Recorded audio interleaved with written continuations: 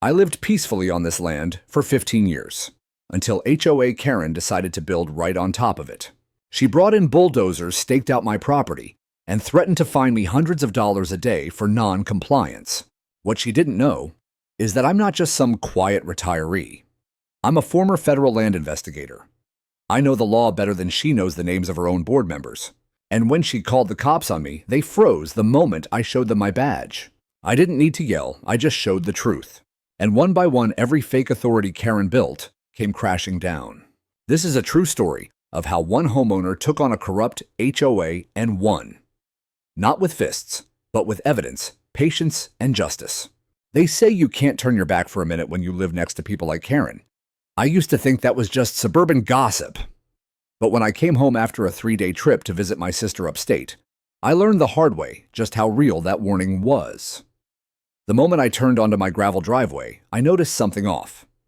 The whine of machinery wasn't normal, and neither were the 2 construction trucks parked across the edge of my pasture, on my land. I slowed the truck to a crawl and squinted through the windshield. My breath caught when I saw a crew of workers hammering stakes, running string lines, and unloading pallets of cinder blocks. They were setting up for a build. Right there, smack on the strip of land between my driveway and the dry creek bed. My land. I threw the truck in park and stepped out. My boots hit the dirt with more force than usual. "Excuse me?" I shouted, waving as I approached the nearest guy, who was bent over a stack of blueprints on the hood of a truck. "What exactly are y'all doing out here?" He looked up surprised, then shrugged. "We're just following orders, sir. We were told this is Phase 3 of the HOA's expansion guest parking area and entryway remodel." That hit me like a punch to the gut. "HOA expansion?" I asked, my voice low and sharp. "This is private property. I own this land. Who gave you permission?" Before he could answer, I heard the clack of heels on gravel. I turned, and there she was. Karen, red blazer, sunglasses, tablet in hand, clipboard tucked beneath her arm like she was running a military operation. "Ah, Mr. Danner," she said with a tone so fake sweet, it made my skin crawl. "You're back. I hoped we could get the initial prep done before you returned. Less fuss that way." I crossed my arms. "Why are there contractors on my land, Karen?" She blinked innocently. "Oh, there must be some confusion. According to our revised HOA zoning overlay, that strip technically falls under community domain.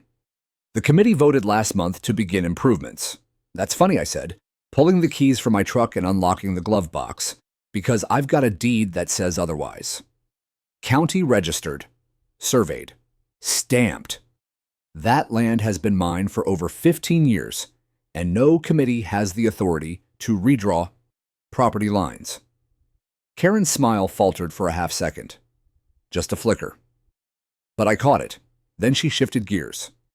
"The HOA has jurisdiction over all communal edges," she said briskly. "And your fencing has long been a point of contention. It was discussed at 2 open meetings. You really should attend more often." I pulled out my folder and held it up. "I don't need to attend HOA meetings to know my rights. This isn't a communal edge. It's a surveyed deeded part of Lot 14 registered under my name." She waved a hand dismissively. "Those plats are outdated. We're working off new GIS data and a regional development overlay. Things change, Mr. Danner. Best you accept that." I could feel my blood rising. Not from her arrogance, I'd seen worse in my years of service, but from the audacity. She knew exactly what she was doing. And I knew this wasn't a mistake. It was a land grab wrapped in bureaucracy and false authority. Behind me, the workers kept hammering stakes. I turned back to Karen. "You'd better have them stop. They're on a schedule," she said with a smug shrug. "And you're welcome to file a dispute, but the HOA is fully within its rights." I stared at her for a long moment. Then I gave a tight smile. "All right, you want to play this game, go ahead. Just know that everything happening here is being documented, and I'll be notifying the county by the end of the day." She rolled her eyes and walked away, heels crunching on gravel like gunshots. "Have a nice day," she called over her shoulder. I stood there, fists clenched, watching them unload rebar onto my land. My land. What she didn't know, and what made my stomach twist with both fury and anticipation, was that I'd dealt with cases like this before. Not as a victim, but as the one holding the investigative badge. And Karen had just stepped into the wrong pasture. The next morning, just after sunrise, I walked the boundary line with a mug of coffee in hand and a clipboard under my arm. The air was crisp. The dew on the grass shimmered like frost. I needed the calm because I knew what was coming. Sure enough, just after 8 a.m., I saw her again, Karen, striding toward the fence line. In that same red blazer, a folder in one hand, her HOA badge swinging from a lanyard like it meant something. She didn't say good morning, didn't ask, just walked right up to the fence and pointed. This, she said, tapping a post with the edge of her clipboard, is off by 11 feet. I raised an eyebrow. 11 feet, according to what Karen pulled out a folded printout and thrust it toward me. Updated plat overlays. These are from our recent digitized community boundary audit. According to this, your fence was installed on HOA-maintained land common area actually. You'll need to relocate it within 10 business days or face escalating fines. I didn't take the paper. I didn't need to. I'd already reviewed the county's official records the night before. Lot 14, my property, hadn't changed in size, shape, or boundaries since 1986. My fence, which had stood for over a decade without a single complaint, was precisely within the survey markers. You're basing this on an HOA map? I asked calmly. She nodded. Correct. Our surveyor cross-referenced municipal overlays and HOA allocations. It's very clear. We'll even help you with a removal notice if you're short on time. I took a slow sip of coffee. Karen, are you aware that HOA plats don't supersede county deeds? Her smile twitched. You're welcome to contest it, of course. But the HOA board voted unanimously, and we've issued you a formal notice of violation. I sighed, then reached into my folder and pulled out the official survey from the county assessor's office, dated and certified. This is the only map that matters. Lot 14 extends to the dry creek, just like it always has. You're on my land, Karen. And your audit means nothing here. She barely glanced at it. I'm afraid that's a very rigid interpretation of overlapping authority. Things are changing in this community. Not that much, I said sharply. And definitely not when it comes to private property rights. Karen's lips thinned. Mr. Danner, you're being unreasonable. No, I'm being precise, I replied. And you're about 6 feet deep in a lawsuit if this continues. That finally made her pause. But only for a moment. She huffed and turned, muttering something about how the board will handle this, then stormed off toward the construction crews, who I noted were now offloading concrete forms and stacks of plywood. I walked the line again. Every marker was right where it should be. I even double-checked the rebar stakes I'd hammered in years ago based on the original surveyor's notations. No mistake. What disturbed me wasn't just the trespassing, it was the arrogance. The absolute conviction that she could redraw boundaries with enough photocopies and false authority. That afternoon, I got a letter slipped under my front door. Notice of HOA infraction violation. Unauthorized encroachment onto HOA buffer land.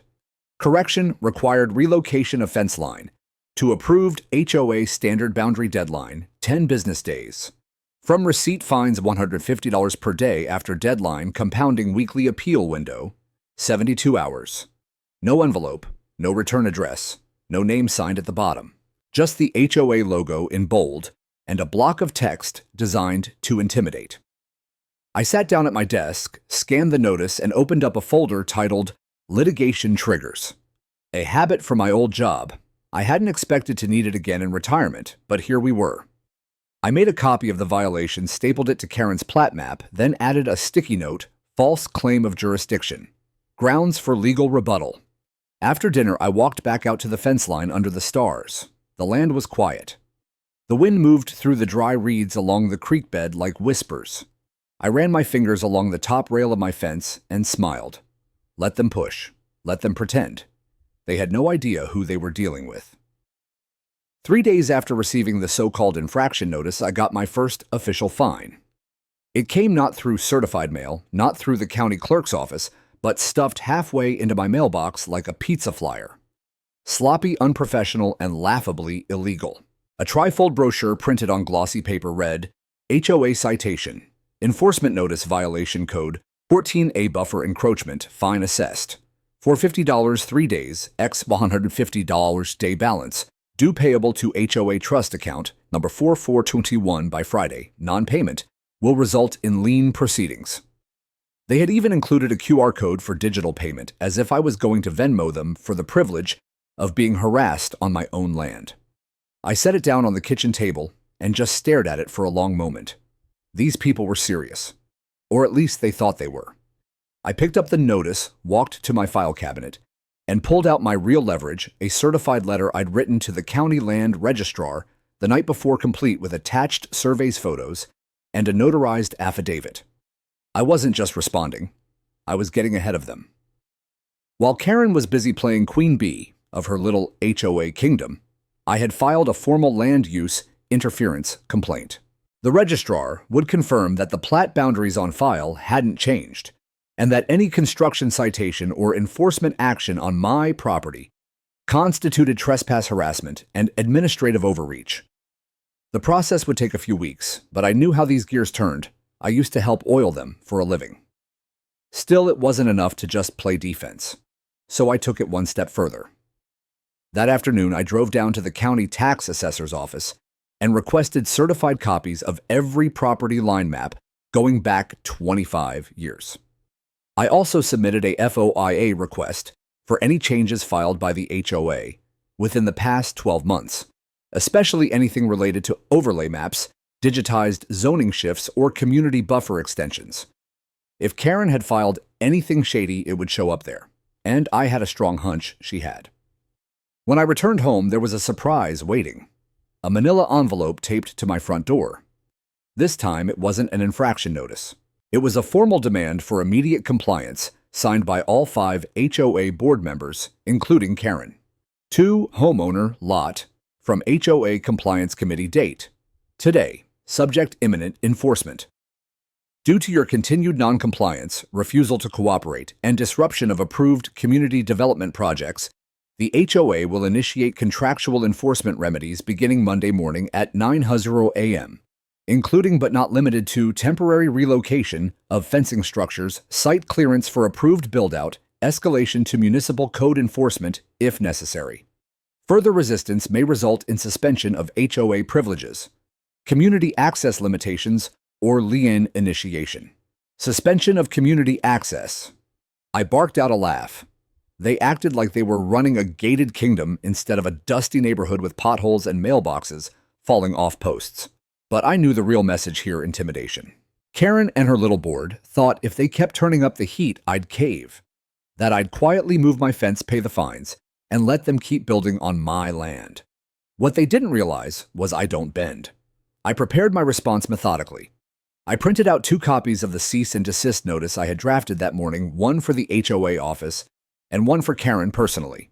It cited Penal Code 602 trespassing, Civil Code 841.4, unauthorized boundary interference, Code of Civil Procedure 60.00, quiet title proceedings. At the bottom in bold, I added a line I knew would make them squirm. Failure to halt unauthorized activity on private land may constitute criminal trespass and subject violators to personal liability, including punitive damages.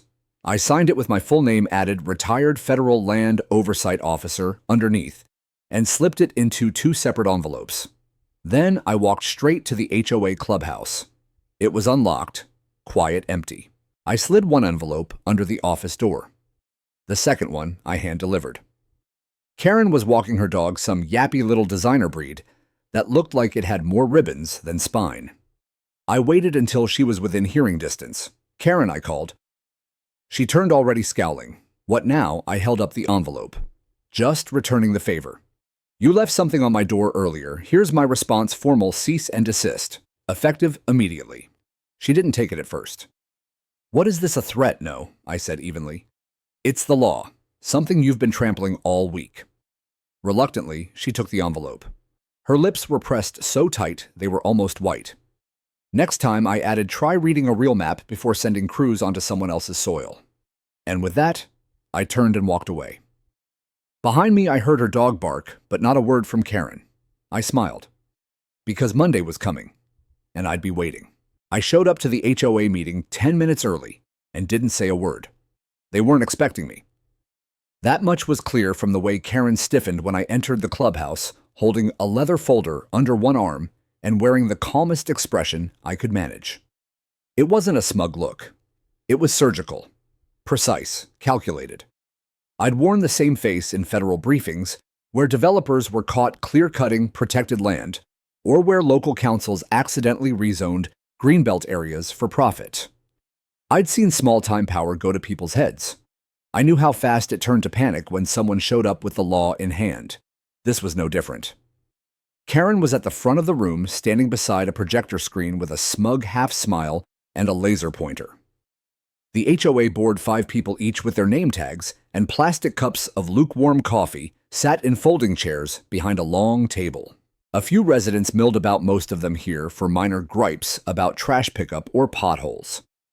Karen pretended not to see me. She clicked to the next slide. As part of Phase 3 of our community improvement plan, she said the HOA has approved development along the northeast edge of the green buffer zone, including a pedestrian path, decorative lighting, and expanded parking near the southern fence line. Southern fence line. That was code for my land. She clicked again. The screen showed an overhead map, one I'd never seen before, with digital lines hastily drawn over parcels that didn't match reality. My lot 14, had a dotted red line running through it labeled Buffer Rezone, HOA Use.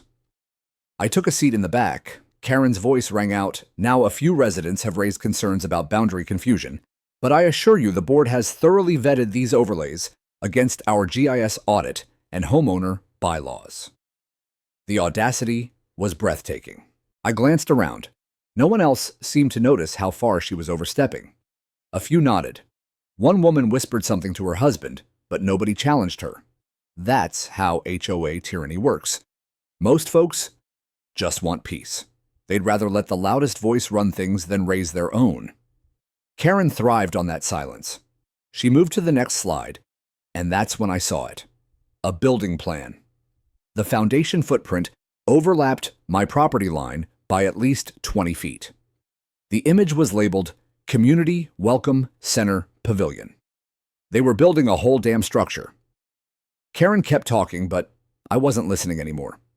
I opened my folder, flipped past the survey, past the tax assessor records, and settled on the one sheet that mattered most, a notarized, certified copy of my original deed, recorded with the county with metes and bounds, described in language that would make any developer sweat. I waited until Karen reached her crescendo, something about forward-looking vision and unity through progress, and then calmly, I stood up. Heads turned. Even Karen's voice faltered. I didn't say anything.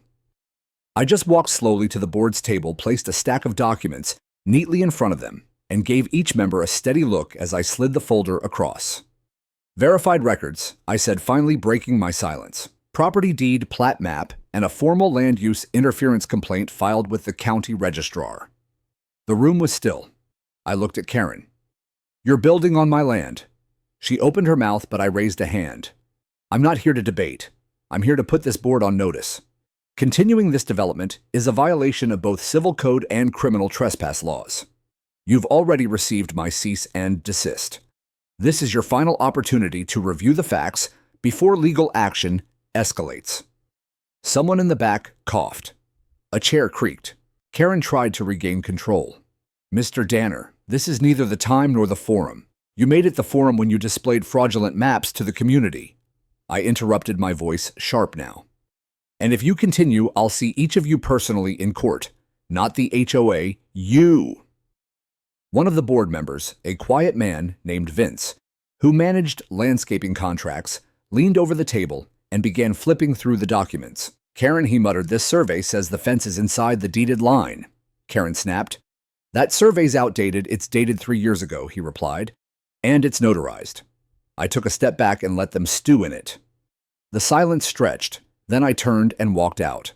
Not with anger, not with drama, but with the kind of calm that scares people more than shouting ever could. Because when someone doesn't yell, it usually means they've already set things in motion. I thought the meeting would slow them down. I really did. But 2 mornings later, I woke up to the sound of diesel engines rumbling just past my porch. At first, I thought it was city work, maybe a busted water line or utility crew. But when I stepped outside, coffee in hand, the scene before me nearly made me drop the mug. Concrete trucks, rebar, Men in hard hats hauling lumber across the edge of my southern property line. A yellow backhoe was parked halfway on my lot, its arm already digging a trench just feet from my fencing. Fresh pink flags dotted the soil, all of them inside my property. They hadn't slowed down, they'd escalated. I strode down the gravel path toward the crew. No clipboard this time, no folder, just fury. "Who's the foreman here?" I shouted. A man in a reflective vest turned. That'd be me. "We're here on contract from Maple Creek HOA. Got orders to start on the Welcome Center Foundation. Show me your work order," I demanded. He blinked. "Sir, are you part of the committee? I'm the property owner you're trespassing on," I snapped. He hesitated, then reluctantly pulled a plastic binder from his truck. I flipped it open.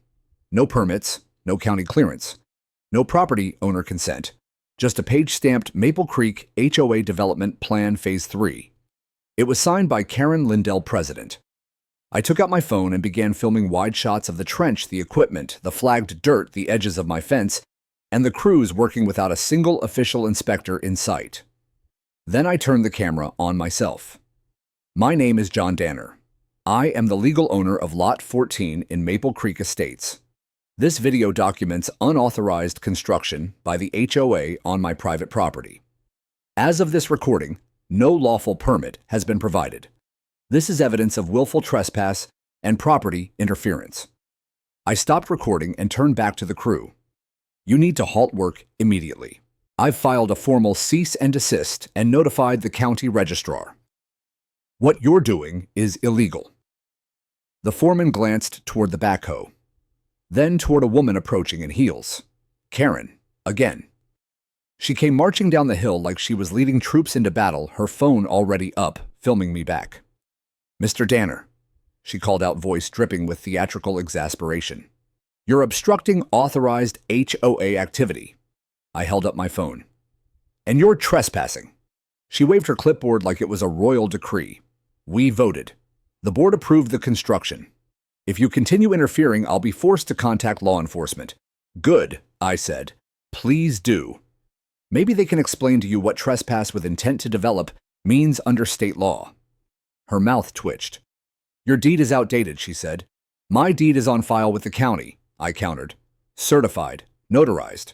You're building on my land, Karen." By now, a few of the construction workers had quietly backed away. Some looked unsure. One was clearly texting his supervisor, but Karen pushed forward. "You have 72 hours to produce a counterplat. Otherwise, this build continues as scheduled. I already submitted the formal complaint. County assessors coming out next week. You build anything today, you risk an injunction." Karen smirked. "By the time they get here, the foundation will be poured." And there it was, the real plan. Rush the build so fast that it became irreversible. Present it as a fait accompli, and dare me to tear it down later. "I warned you," I said quietly. "You chose to ignore it." Karen crossed her arms. "We'll see who ends up in court." I stared at her for a long moment, then pulled a laminated sign from my truck bed. I'd made it the night before, just in case. In bold red letters, "Private property, no trespassing. Under state law, Section 602 violators will be prosecuted." I pounded it into the ground right at the edge of the trench. Then I walked back to my porch, sat in my rocking chair, and watched as the crew one by one slowed to a crawl, waiting for anyone to give them clarity. Karen just stood there fuming, clipboard clutched so tight her knuckles went white. She hadn't expected me to fight back, and she definitely hadn't expected me to have more power than the entire board combined. But she was about to find out. The call came in just after noon. I was sitting on the porch, sipping my second cup of coffee, watching the construction crew idle in awkward silence. They hadn't poured a drop of concrete since I posted the trespassing sign. The backhoe had been shut off. A few workers leaned against the truck, trading glances, uncertain whether they were about to be complicit in a lawsuit. Then a sheriff's cruiser rolled slowly down the neighborhood lane. Not fast, not with sirens. Just deliberate, that kind of slow arrival that signaled someone thinks this is going to be dramatic. Karen was already halfway down the driveway, waving her arms like she'd been waiting for this moment all her life. "Deputy," she called. "Over here. This is the one. He's been obstructing legal HOA activity and threatening my contractors." The cruiser came to a stop on the edge of my gravel driveway, just behind my mailbox. The door opened, and out stepped a middle-aged deputy with a buzz-cut mirrored sunglasses and a clipboard tucked under his arm. He didn't walk like he was in a rush. He walked like he was tired of HOA nonsense and coffee-deprived. I stood up slowly, hands visible, calm as ever. "Afternoon, officer," I said. The deputy nodded once. "Mr. Danner." "That's me. I'm Deputy Alvarez. Got a call about a property dispute possibly escalating." "Want to tell me your side?" Karen stormed up behind him. "You mean trespass, deputy? This man is obstructing a permitted build approved by the HOA. He's harassing contractors, waving signs threatening legal action." Alvarez held up one hand without turning to look at her. "Ma'am, I'll speak with Mr. Danner first." That shut her up for now. I stepped down the porch stairs and handed the deputy a folder. "Everything's in here. Certified deed, survey map, cease and desist letter already served to the HOA board, complaint filed with the county registrar. They're building without permits, on my land." He opened the folder and flipped through the pages. His eyebrows raised slightly as he examined the stamped documents. "Do you have any proof of ownership on you?" he asked. I nodded. "Copy of the original deeds in your hand. Registered Lot 14 filed 2007 verified again in 2021 when I refinanced." He looked again, then glanced over his shoulder at the still idling crew. Karen could barely contain herself. "Deputy, he is lying. That fence line has always been wrong. The HOA has updated GIS data. This is a legally recognized development zone." I stepped forward just one slow, deliberate step and reached into my back pocket. Karen gasped. "He's reaching for something." Deputy Alvarez's hand moved toward his holster instinctively, but I slowly pulled out a black leather ID wallet and held it open facing him directly. Inside my retired Federal Land Oversight Office credentials, badge and all. Alvarez froze, then squinted at the ID. He leaned in closer. "You're with FLO," he asked quietly. "Retired," I said, "but fully credentialed, 27 years. Oversaw federal state property disputes across 3 counties. Handled cases with larger egos than hers." He looked back at Karen. Her face went pale. "Ma'am," he said flatly, "I need you to stand back for a moment." Karen sputtered. He's intimidating me. He just threatened." "I didn't say a word," I replied calmly. Deputy Alvarez lowered his clipboard and stepped aside with me. "I'd appreciate your cooperation," he said under his breath. "She's clearly trying to escalate. I just need to confirm there's no threat to public safety." "There isn't," I assured him. "But if she continues to allow unauthorized construction on deeded land, we'll move to injunctive relief. I have documentation prepared for filing."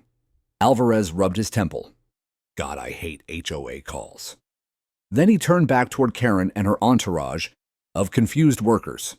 "Ma'am, I've reviewed the documents. Mr. Danner has presented legal ownership of this parcel, including documentation from the county." Karen's jaw dropped. "What? That's not possible. The HOA board voted board votes don't override property deeds." He turned to the crew.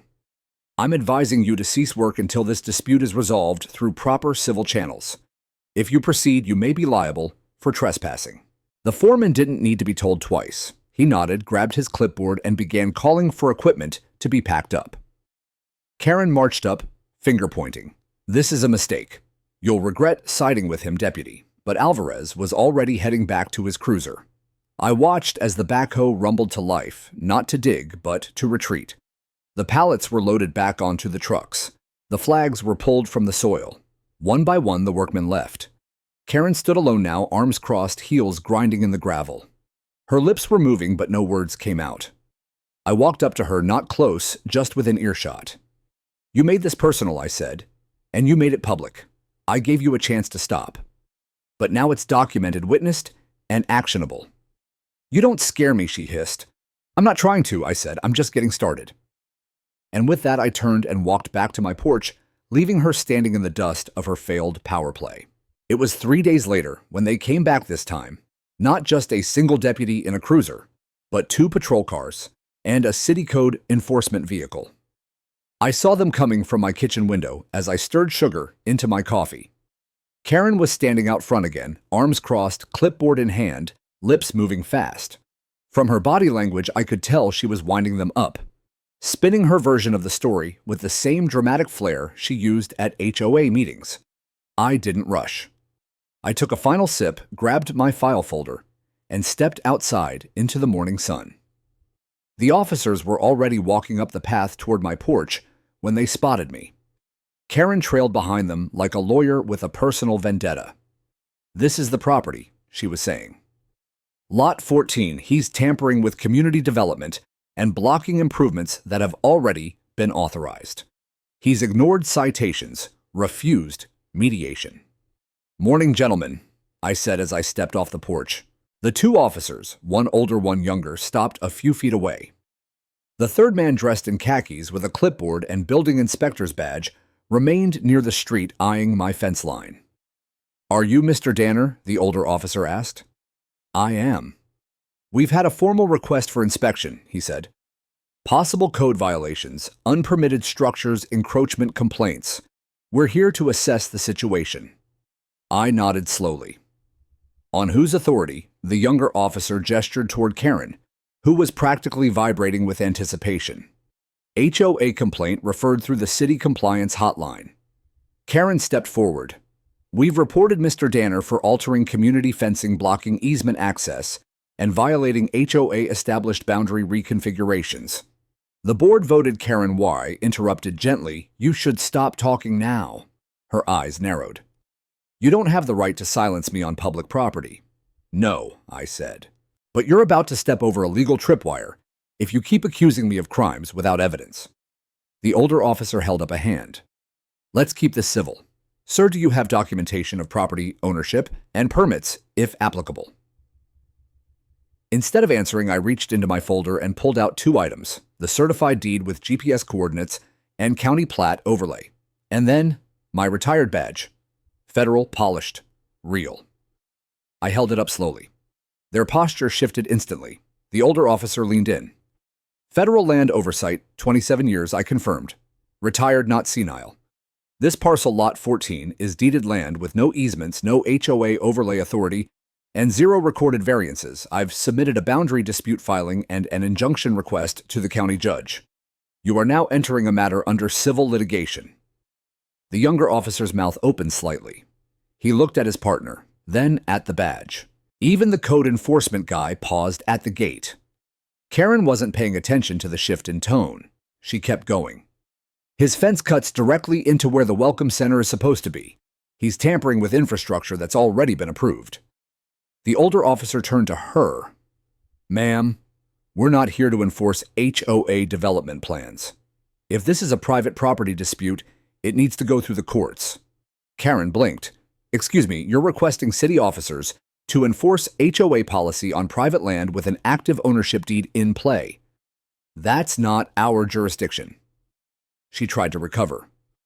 "But I filed a complaint. I have the maps right here." He cut her off. "Your maps aren't county documents. His are. You're not authorized to override deeded land with board votes." I held back a smile. Karen looked like someone had just kicked the floor out from under her. Then the code enforcement officer spoke for the first time. "Marsha, Danner, any active construction or modifications to the property?" "Not since 2019, I said. "The fence has been in place since 2010. I have photos and a time-stamped satellite image to confirm." He nodded. "No violations observed at this time." Karen's jaw clenched so tightly I thought I heard her molars grind. The officers began walking back to their cars. The older one gave me a polite nod. "If the situation escalates further, feel free to call dispatch. But from what I've seen, you're in the right." "Appreciate it," I said. Karen stood frozen at the bottom of my steps, still holding her clipboard like a protest sign that no one cared to read. I looked at her calm as ever. "You're running out of options," I said. "And the more you push, the worse it'll look when we get to court." Her voice was low now, strangled. "You think you can threaten me with badges and old paperwork?" "No," I said, walking past her toward the porch. "I'm not threatening you. I'm exposing you." And with that, I left her standing there surrounded by silence, no construction crew, no allies, and now, no enforcement to hide behind. By the time Friday rolled around, I'd had enough of playing nice. Karen had pushed this thing too far, weaponizing the HOA's paper-thin authority, misleading residents with fake maps, and dragging the sheriff's department into her ego war. I wasn't just going to wait for the county registrar to process my boundary complaint anymore. It was time to drop the hammer. At 8:00 a.m. sharp, I walked into the county courthouse with a clean stack of paperwork, every page tabbed and indexed, notarized survey plats, time-stamped photos of the unauthorized construction citations from the HOA, and a formal statement of harm. The clerk at the civil division barely blinked when I said the words petition for temporary injunction and formal cease and desist. Within 45 minutes, the papers were filed, stamped, and couriered. By noon, I got confirmation from my contact, a retired land use attorney I used to serve alongside, that the injunction had been reviewed and accepted by Judge Halley. The order would be served that very afternoon, and I knew exactly where to be when it happened. The HOA board was holding their monthly executive session that day, a closed-door affair that usually lasted an hour, but functioned more like a brunch with paperwork. I waited outside the clubhouse, seated on a bench under the shade of an old cedar tree, hands resting calmly on my knees. At 1:12 p.m., a black county vehicle pulled up. Out stepped a man in a gray suit, sunglasses on, briefcase in hand. He looked more like a corporate auditor than a process server. I smiled. Karen saw him first through the window. Her face blanched. She pushed her chair back and rushed toward the door, but he was already there. "Karen Lindell," he asked, holding the papers professionally between two fingers. "Yes," she said cautiously, clipboard still in her arms like a shield. "You've been formally served. Maple Creek HOA is hereby ordered to immediately cease all development, construction, or modification activities related to Lot 14. This includes, but is not limited to, grading, building, or land alteration." He handed her the document. She didn't take it. He placed it gently on the HOA meeting table. Then, for good measure, he handed a second copy to Vince, the only board member with enough common sense to start reading it immediately. Karen turned toward me, rage blooming across her face like a storm front. "This is harassment," she spat. "You're using the courts to bully the HOA." I stood and walked toward her, slowly keeping my voice level. "No. I'm using the law to stop you from bulldozing other people's property under fake authority." She jabbed a finger toward the table. "This doesn't mean anything. The board has a mandate. No, Karen. What you have is a mountain of forged paperwork, a fraudulent map overlay, and now a legal injunction that carries penalties if you ignore it." Vince looked up from the packet, his face turning pale. "Karen, it says here we're in violation of civil trespass statutes. We could be held personally liable." That got the attention of the others. The HOA treasurer, a quiet woman named Beverly, reached for her reading glasses and began scanning the signature page. Karen started pacing. "He's bluffing. This is just scare tactics. We'll call a special vote. Override it." "Override a county judge?" I asked with a tight smile. "By all means, try." She stormed out of the clubhouse, lips pressed tight, phone already dialing someone. Probably the same lawyer who'd greenlit her ridiculous expansion plan. I hoped they were ready for a malpractice complaint too. Back inside, the other board members looked stunned. Vince shook his head. I told her we needed proper permits. She said the surveyor was on board. I raised an eyebrow. "That surveyor's been dead for 6 years. Check the name on the forms." His jaw dropped. I left the second packet on the table. Then I turned to leave. As I stepped outside, I passed Karen still on the phone. Her voice low and panicked. "They served it. Yes, a real court order. No, he had a badge and everything. No, I didn't forge anything. It was just a placeholder map." She looked up and saw me watching. I gave her a calm nod, not smug, just final. "I told you," I said softly, "you picked the wrong land to steal." And I walked away, the afternoon sun warm on my back, the weight of justice finally shifting back into balance. Karen didn't go quietly. That would have required humility, and if there was one thing Karen lacked more than common sense, it was the ability to admit she was wrong. By Monday, she'd posted a notice to the entire HOA community bulletin board, a passive-aggressive manifesto printed on pale pink paper, claiming that unsubstantiated legal maneuvers were being used to hinder vital community upgrades and that certain residents were weaponizing outdated land claims to stall progress. I wasn't named. She didn't need to. But everyone knew. Neighbors started stopping me at the mailbox. Some whispered that they were on my side, but afraid to speak up. Others offered stiff smiles and nods, the kind you give to a man who just beat the devil in court. And then there were the few who, like Karen, had drunk the HOA Kool-Aid people who believed board decisions trumped property law if you yelled loud enough. Karen doubled down. She called an emergency HOA meeting to address legal challenges to communal growth.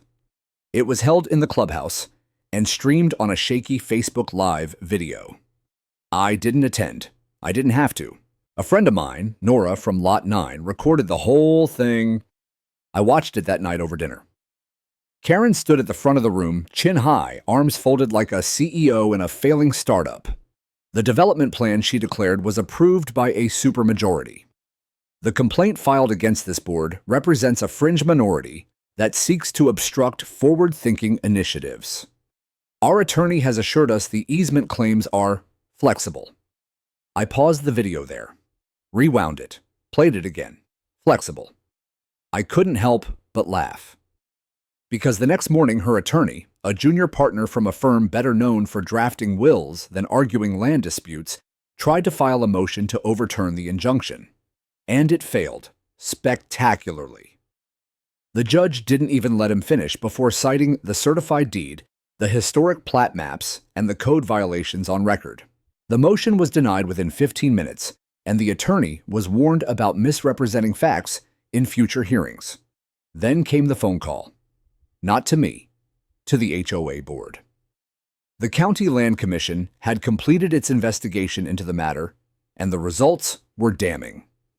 Karen had submitted altered GIS overlays with unapproved boundary shifts, referenced a deceased surveyor's signature on development plans, ordered construction on land outside HOA jurisdiction without a single municipal permit.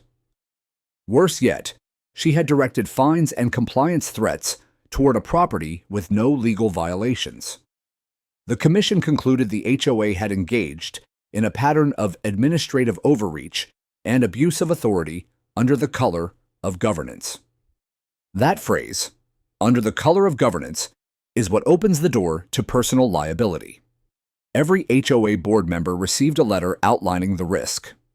Vince knocked on my door that evening. He held the letter in one hand and a bottle of whiskey in the other. "I'm sorry," he said. He looked like hell. Like a man who realized too late that going along to get along had landed him on the wrong side of the law. "She lied to all of us," he continued, said she had it cleared, that she'd fast-tracked the approvals, and that the deed was flawed. I never saw the real maps until you brought them in. I didn't gloat, didn't need to.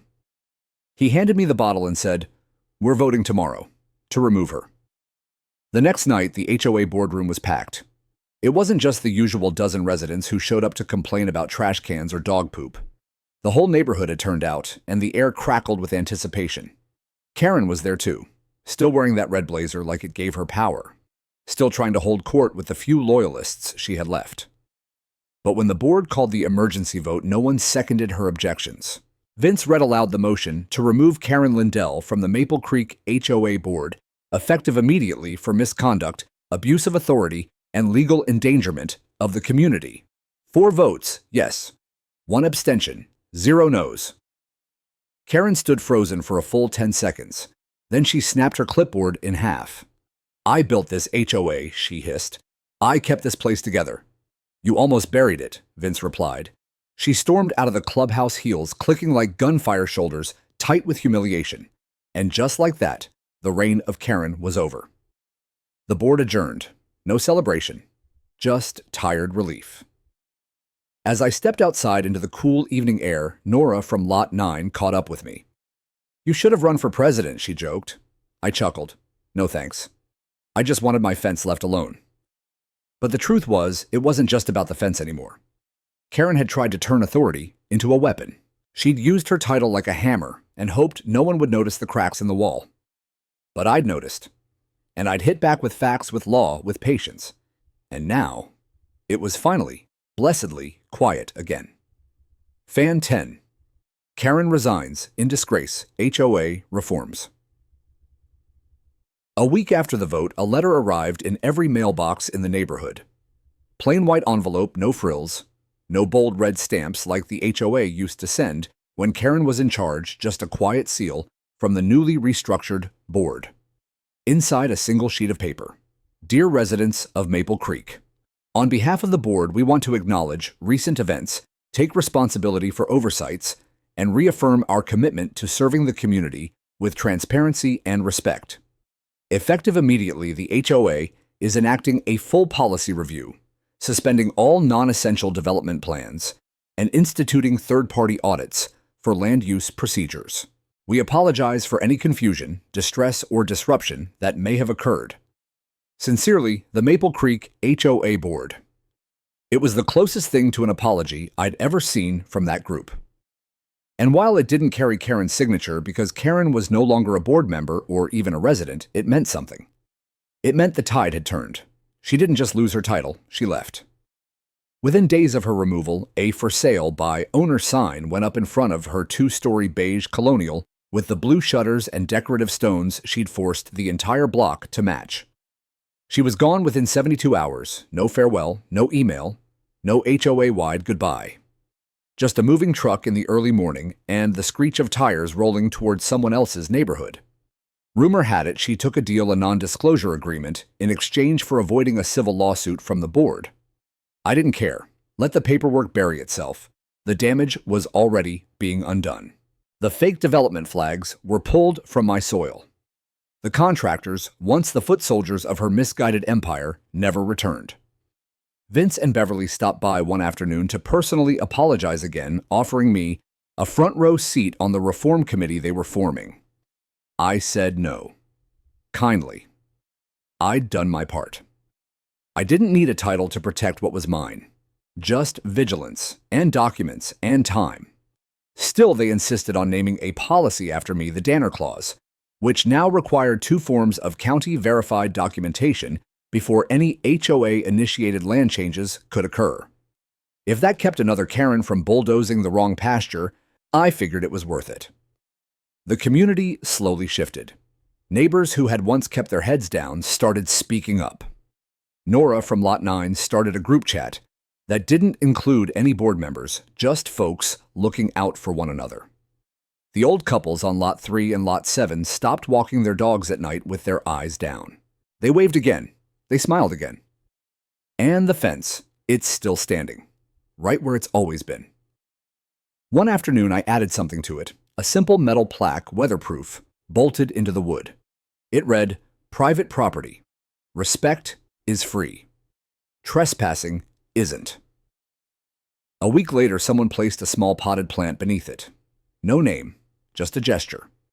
Sometimes I sit on my porch with my coffee and think about how close it all came to going wrong. How power, when handed to the wrong people, can become something corrosive. How silence lets it spread. How paperwork, dry, dusty paperwork, can still carry the weight of truth if you're willing to wield it. Karen thought she was unstoppable, that a clipboard and a loud voice could rewrite lines on a map. But she forgot the one rule every good officer learns in their first year of service: the land remembers. And this land, it remembered who it belonged to.